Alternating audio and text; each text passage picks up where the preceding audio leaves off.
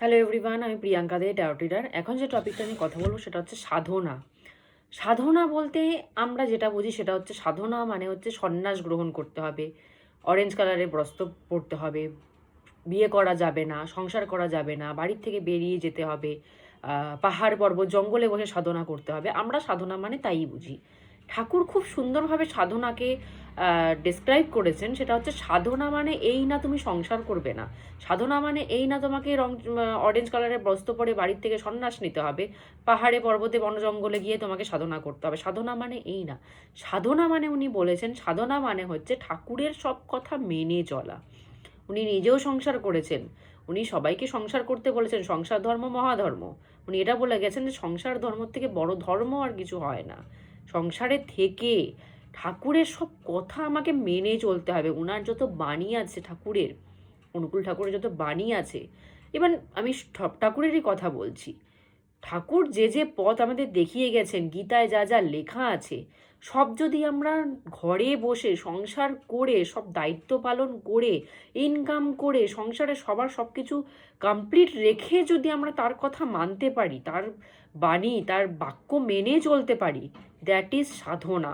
সাধনা মানে এই না আমি 24 ঘন্টা নাম জপ করবো। সাধনা মানে এই না আমাকে সব ত্যাগ করে যেতে হবে। সাধনা মানে ঘরে বসেই করা যেতে পারে সব কিছু। তো সেটাকেই ঠাকুর সাধনা বলেছে, যে আমার বাণীগুলো যদি কেউ সংসারে বসে মেনে চলতে পারে তো সেটাই সব থেকে বড় সাধনা। এর থেকে বড় সাধনা আর হয় না। তো সাধনা ঠাকুর এইভাবে ডেসক্রাইব করেছে যে আমরা ঘরে থেকেও সাধনা করতে পারি, আলাদা কিছুই না। সাধনা মানে আলাদা বড় এমন কিছু ব্যাপার না, ঘরে থেকেই সাধনা করা যেতে পারে। উনার সব কথা যদি মেনে চলি সেটাই সাধনা।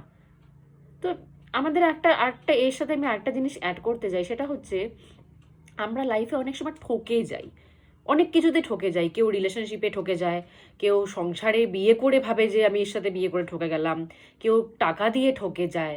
তো আমরা এই জিনিসটা প্রায়ই ফিল করি যে আমাদেরকে কোনো মানুষ ঠকিয়ে দিয়ে গেল, সে নিজের মানুষই হোক না কেন, সে বাইরের মানুষই হোক না কেন, আমাদেরকে ঠকিয়ে দিয়ে চলে গেল। কেন হয় সেটা জানেন? ঠকানোটা কেউ ঠকে যায় কখন? যখন সে একা থাকে তখন সে ঠকে যায়। আমরা একটা ছোটবেলায় একটা গল্প পড়েছিলাম যে একটা কাঠি একবার ভেঙে দেওয়া যায়, যদি মোটা সবগুলো কাঠি একসাথে ধরা যায় তাহলে কিন্তু সেটা ব্রেক করতে কিন্তু খুব কষ্ট হয়।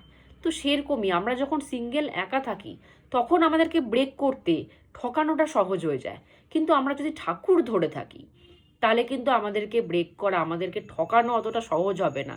ঠাকুরের আন্ডারে যদি কেউ থাকে, ঠাকুর ধরে থাকে, তাহলে কিন্তু মানুষ তাকে ঠকাতে পারে না।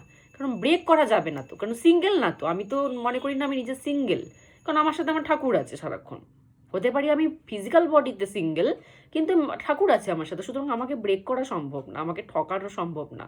ঠাকুর যাকে ধরে রেখেছে তাকে কোনোভাবেই ঠাকুর তাকে ঠকতে দেবে না কোনো কিছুতে। তো এই জন্য আমরা যখন সিঙ্গেল থাকি তখনই আমরা ঠকে যাই যে কারোর থেকে।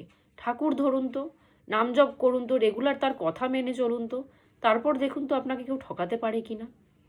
সাধনা এইভাবেই করুন, তারপর গিয়ে বোঝা যায় যে সাধনা ঘরে বসেও সাধনা করলে সেম কাজ হয় যতটা না আগেকার দিনে মহাপুরুষরা সংসার ত্যাগ করে বাইরে গিয়ে সাধনা করতেন।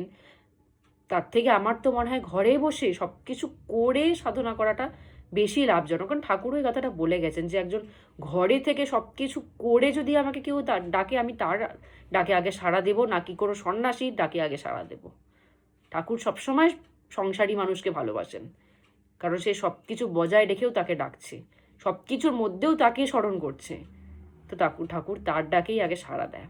তো ঘরে বসেই সবাই সাধনা শুরু করুন, তার কথাটা মেনে চলুন, ব্যাস এইটাই সাধনা, এর থেকে আর বড় কিছু না। তো আজকের মতো এখানেই স্টপ করছি। জয় গুরু।